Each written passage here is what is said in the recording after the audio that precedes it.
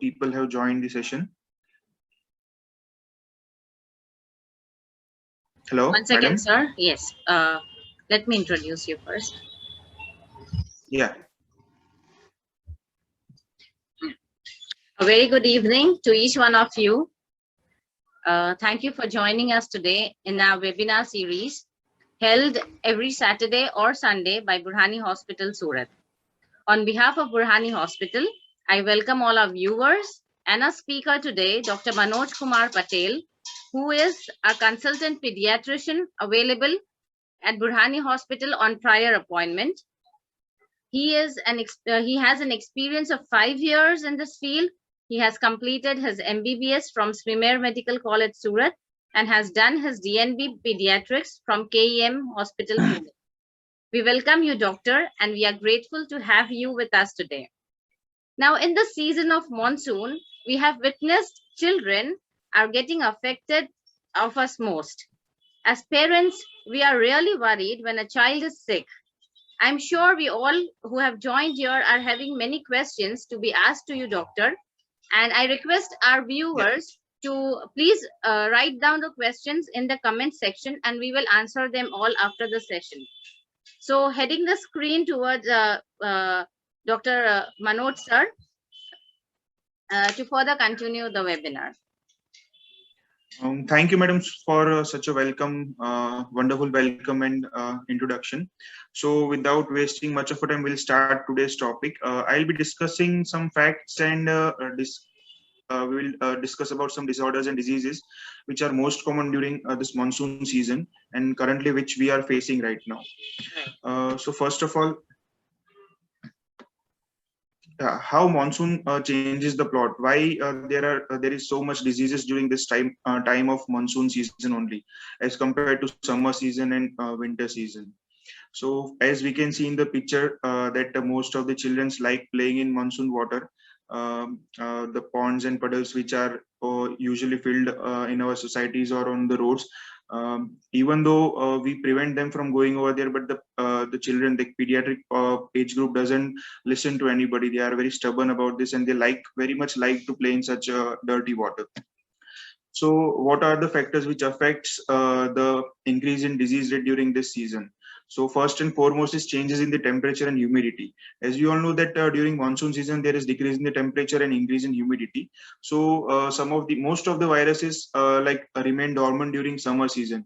But when there is decrease in the temperature and increase in humidity, most of the viral particles get activated, and so there is increase in the disease rate during this season.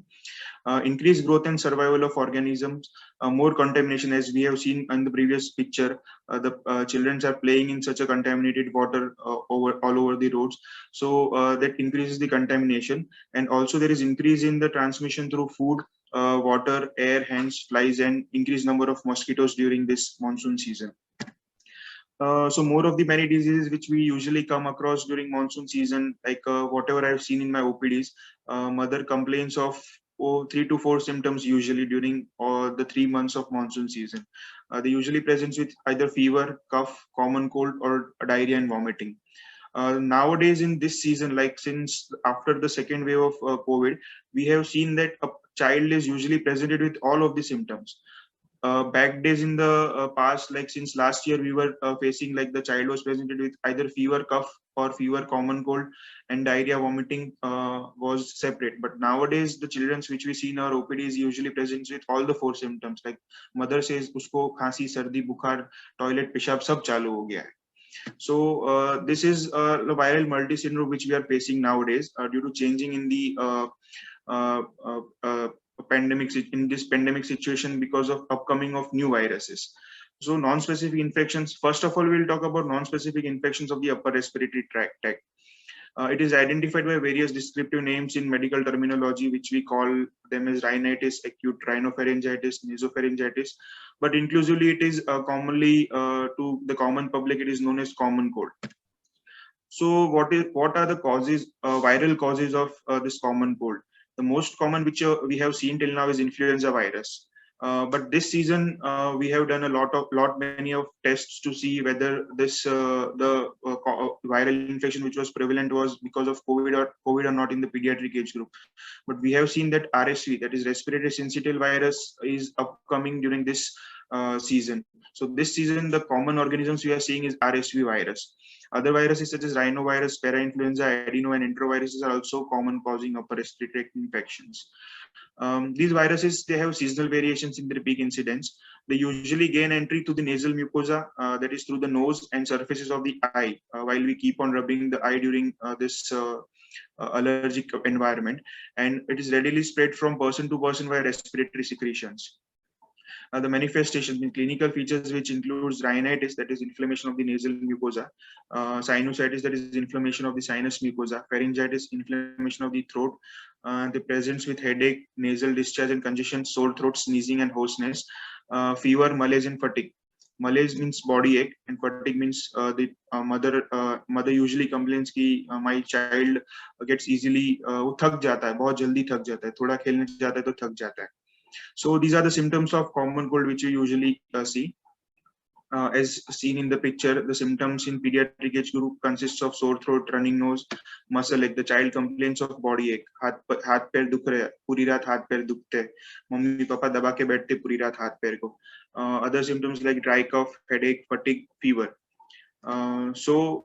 Treatment in such cases usually consists of mostly symptomatic. I personally advise parents to maintain the hydration status of the child.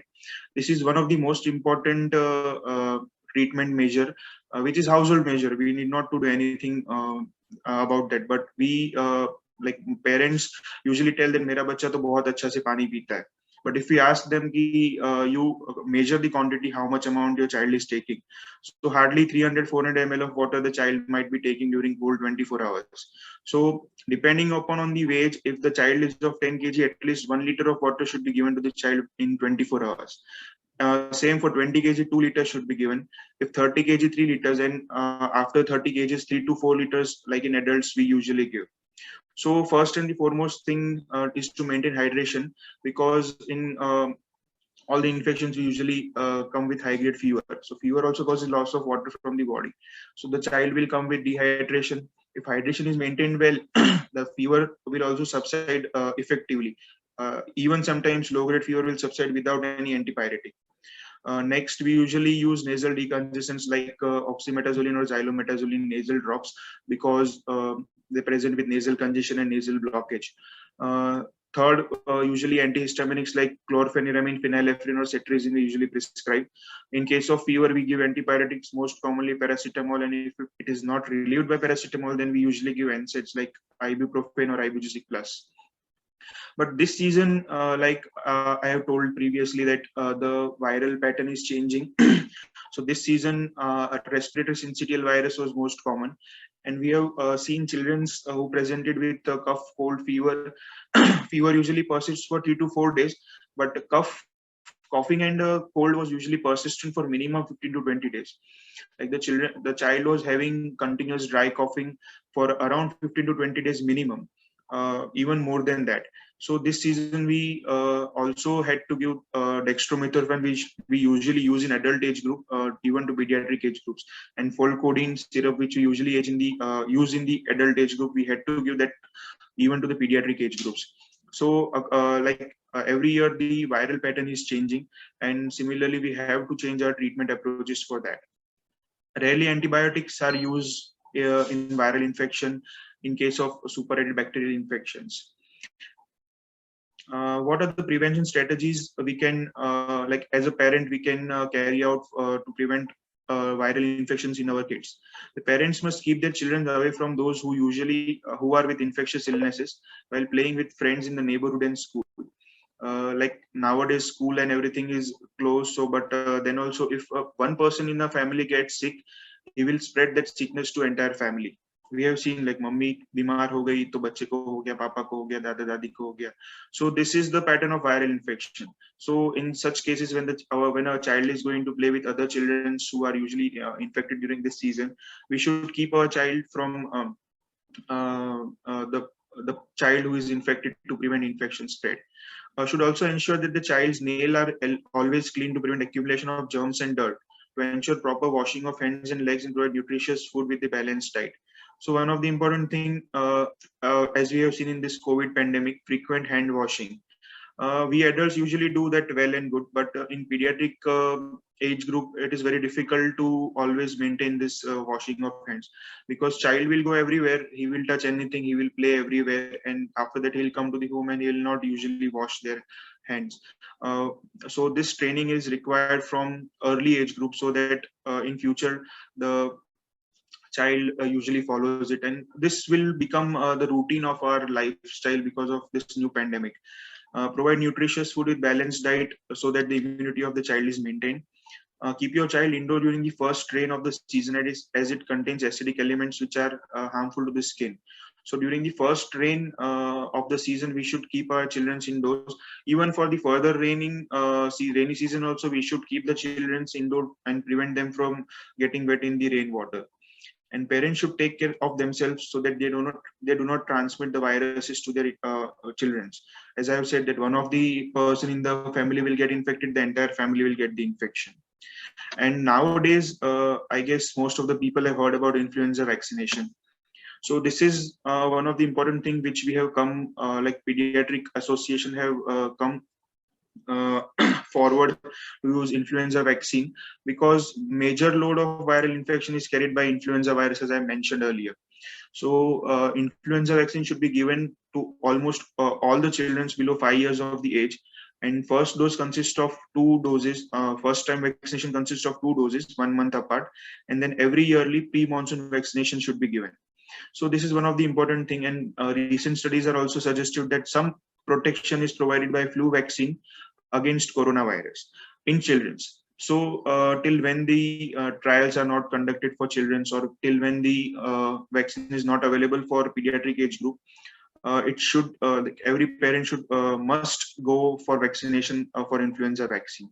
So I'll focus on also on influenza vaccine, and my message will be, you should like if you are a parent and you have a child less than 5 years, so you should go forward for influenza vaccine. These are the preventive measures which we should carry out to prevent a spread of the infection. As we already seen this in the pandemic situation, we are already following this precautions we are taking. Wash your hands frequently, cuff and sneeze in the elbow, dispose the used tissue immediately, avoid contact with others, avoid going in public gatherings or crowded areas, and avoid touching your face, and clean all shared surfaces frequently, and avoid all non-essential travels. So the next most common symptom which we usually come across during the rainy season is diarrhea. I guess there are only 10 minutes left for the free video, so I'll complete it in 5 minutes. We have seen that the child presents with loose watery diarrheas and vomiting in this situation, in this season. So diarrhea is defined as more than 3 liquid stool per day. Usually less than 5 years of the children are affected by diarrhea, and it is both preventable and treatable. And diarrhea is the second most common cause of death in less than 5 years of age group. So we should never neglect diarrheal disease, whether it is bacterial or viral. We should always consult a doctor if the child is presented with diarrhea. More than 20 viruses and bacteria are associated with acute diarrhea, but worldwide the most common cause of dehydrating diarrhea is rotavirus. We have seen that since last 2 to 3 years, rotavirus vaccination has increased, and the incidence of diarrhea has decreased in last 2 to 3 years. Presentation is usually with low-grade fever, vomiting followed by copious watery diarrhea, around 10 to 12 bowel movements per day, which are usually non-foul smelling, and symptoms usually persist.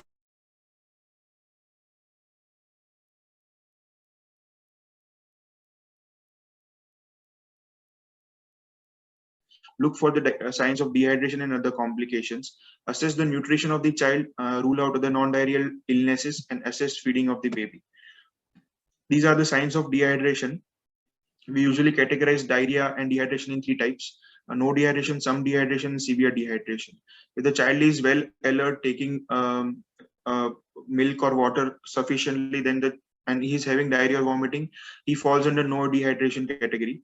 In case of some dehydration, the child is restless, irritable, eyes are sunken, and the child is thirsty and drinks eagerly.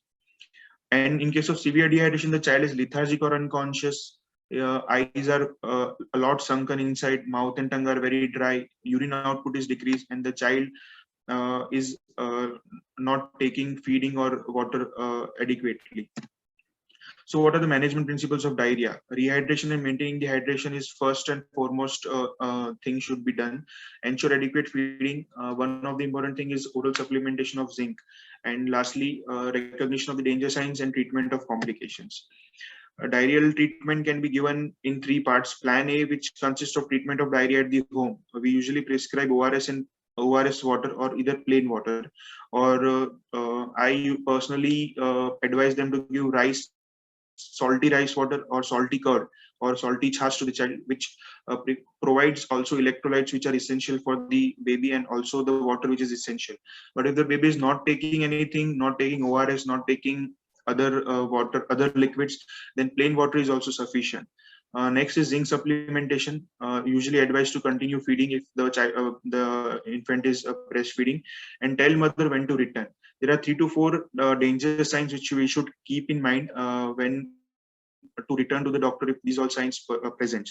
If the child is not taking feed at all, if child is lethargic, he's completely in the bed, is not getting up, is not taking any feed, not active, then you should return to the doctor. If urine output is decreased, at least a child should urinate 5 to 6 times in 24 hours. If it is less than that, that means the body water is getting decreased and the urine output is also getting decreased. So you should return to the doctor. Or the child is having persistent vomiting even after giving medications. Plan B consists of in-house treatment for 4 to 5 hours. We usually prescribe ORS water or other liquids for 3 to 4 hours and reassess the child to see whether the child is now active and taking feed, orally well. If the child is taking orally well, we should go according to plan A. If the child is not taking properly and is still dehydrated, we go for plan C treatment, in which we usually start IV fluids. One of the medicine, zinc, which is everybody will be knowing in this since last 1.5 years.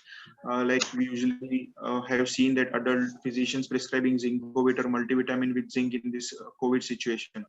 Why they are prescribing zinc and what is the importance of zinc in this COVID situation, as well as in cases of diarrhea, I'll be discussing in 2 minutes. It is a micronutrient which promotes immunity, preserves cellular membrane integrity, and it also helps in growth and development of nervous system. So benefits of zinc include: it reduces the salt and fluid loss in stool by improving mucosal permeability, accelerated regeneration of mucosa, increased level of brush border enzymes. It enhances cellular immunity and increases secretory antibodies, which are present in the intestine as well as in the respiratory tract. So in case of pneumonia, like COVID pneumonia, the respiratory tract which is affected, so it is beneficial because it provides local immunity over there. In case of diarrhea in the intestinal tract, also it provides antibodies, so provides local immunity over there. It also improves the absorption of ORS. Reduces the severity and duration of illness, reduces need of antibiotics, and reduces the chances of complication. So 14 days treatment with zinc decreases chances of pneumonia by 26% and diarrhea by 34% next 2 to 3 months. We usually prescribe for 14 days, but the parents, I have seen that they usually give for 5 to 6 days and diarrhea stops and they stop giving zinc. But there is a total duration of 14 days. We should continue this medication. So prevention measures for diarrhea includes access to safe drinking water. It should be either boiled or filtered drinking water. Use of proper sanitation, hand washing with soap frequently after either cleaning the baby after passing stool or after, if the child is big, like 7 to 8 years, proper hand washing after each passing of stool. Exclusive breastfeeding for first 6 months of life, which improves the gut immunity and gut flora and decreases chances of diarrhea in the future. Good personal and food hygiene and health education about how infection spreads. And lastly, rotaviral vaccination. Before 1 to 1.5 year, rotaviral vaccination was usually given in the it was available in private sector only. But since last 1 year, government has included in our immunization schedule. So this is one of the important steps which government has taken to vaccinate all the child with rotaviral infection. So today we have talked about two most important clinical features, like diseases which we come across during the monsoon season. One is common cold and second is diarrhea, vomiting. So this was about the infection today. Thank you all for listening to me. So And there is a question if there will be any that questions. is nebulization advisable? Yeah, nebulization is advisable. Like there are many misconceptions ki if we give nebulization, the child will get habit of nebulization every time, but that is not true. If the child is requiring nebulization, we should give nebulization. But whether the child requires a nebulization or not, we will only know after seeing a doctor. We should not like selfly घर पे ही खुद nebulization start नहीं करना है. We should go to a doctor. If he advises nebulization, then definitely we should go for nebulization. Okay, sir, one more question is what are the differential diagnosis supposing the fever lasts for more than say 3 days, 4 days, 5 days, or 7 days? So what else can be done, or what further investigations? Yeah. If what is my personal experience I've seen since last 5 years. First 2 to 3 days, if fever persists, we usually don't do any investigations because all the investigations will be normal. So after third day, the fever is persistent in despite of giving asymptomatic treatment, antipyretic and antihistaminics. If after third day the fever is persistent, then even in case of viral infection, the child might have gotten the secondary bacterial infection in the throat. So antibiotics should be started, and after third day we should go for CBC and CRP. The first and foremost will be throat infection, which is most common, streptococcal throat infection that is common after viral infection. So primary antibiotic will do suffice for that. If the fever is still persistent even after 4 to 5 days, the next differential will be dengue fever in this season, dengue fever, malaria, and typhoid. These are the three common differentials which you usually see during this monsoon period. So these are the three differentials which you come across. Thank you so much, Doctor, for the wonderful informative session. Hope we get to see you doing this with us many more times. And thank you to all the viewers. Stay tuned for further webinars. We come up with a webinar every Saturday or Sunday. Thank you once again, Dr. Manoj, for being with us today. Thank you so much, ma'am. Have a good day.